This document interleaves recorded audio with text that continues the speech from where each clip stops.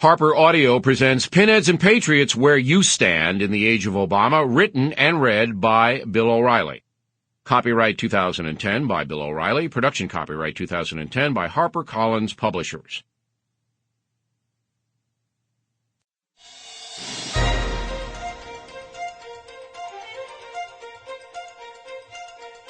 Introduction. This one's for you. Hey, you, the American, you who believe in life, liberty, and the pursuit of happiness. This book is about you. No spin. In this age of Obama, all that you take for granted is changing. Yet many Americans have no clue. So I've decided to fix that. After reading the following pages, you will know precisely what is going on in the United States. Then you can plan exactly how to deal with the massive shift in the way our country is being run. Trust me, you need to know what is really happening so that you can make effective decisions for yourself. These changes are not all bad, but they're not all good either. Many will hurt you and your family. Most media people and politicians will not tell you that because they don't care about you. But I do. Why? It's very simple.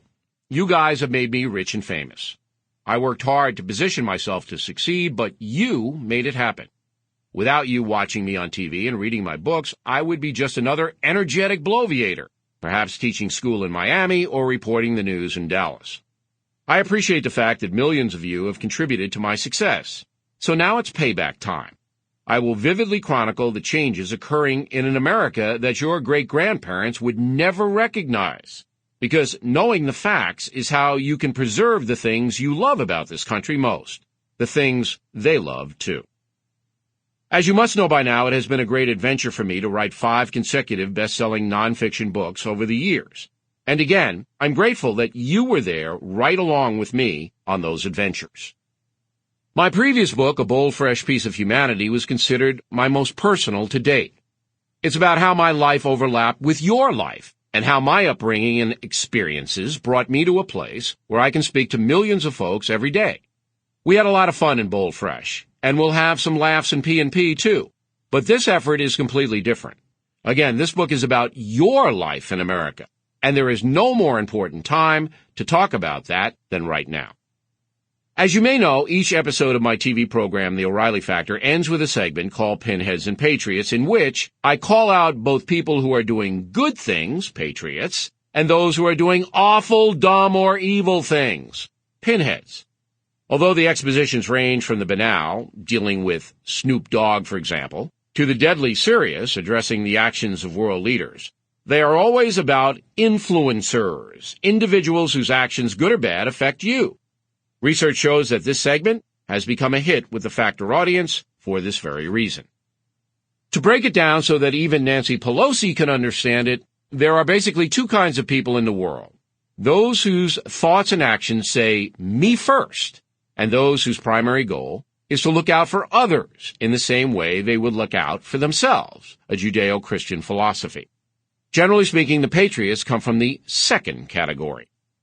Sure, it's true that most of us are self-centered, at least some of the time. But how we deal with that reality defines whether we are a pinhead or a patriot. As always, free will prevails. Sometimes the evaluation of these people's actions gets complicated. For example, President John F. Kennedy did some great things for poor Americans, and he also handled the Russian threat in Cuba with admirable courage.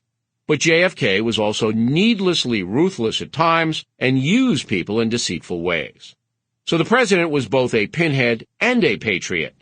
As you can see, defining his short life in consistent terms is very difficult to do because JFK was capable of both extraordinary good and incredible callousness. In the same way, President George W. Bush is a challenge to define. He did a number of truly noble things, especially during his first term. His ferocity against murderous members of al-Qaeda likely saved thousands of American lives. His generosity in fighting disease in Africa also saved millions of lives, and that important humanitarian work continues to this day. Unfortunately, the pinhead factor exists for W as well, because the Iraq War was not only poorly planned, but most likely unnecessary. Also, Mr. Bush's failure to aggressively oversee the economy led to the rampant speculation and financial con games that brought us down. The results. Sample complete. Ready to continue?